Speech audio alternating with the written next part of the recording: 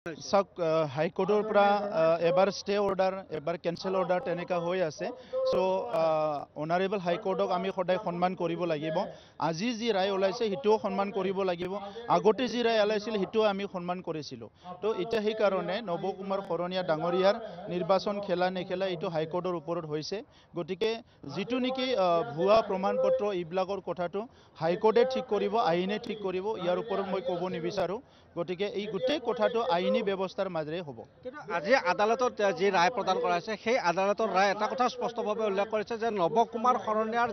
যি জাতিগত প্ৰমাণপত্ৰ আছিল সেয়া সম্পূৰ্ণ ভুৱা আৰু ভুৱা জাতিগত প্ৰমাণপত্ৰ লৈয়ে তেওঁ দুটাকৈ কাৰ্যকাল এই কোকৰাঝাৰ লোকসভা সমষ্টিক প্ৰতিনিধিত্ব কৰিছে ইয়াৰ জৰিয়তে জনজাতিসকলক তেওঁ প্ৰতাৰণা কৰা নাইনে সেই কথাটোকে আজি হাইকোৰ্টে যিহেতু ৰায় দিছে হাইকোৰ্টৰ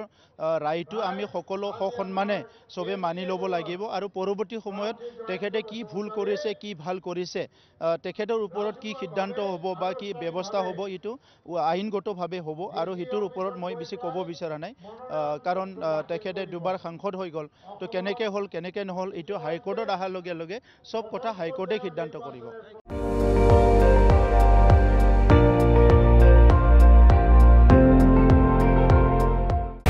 আপুনি চাই আছে ND24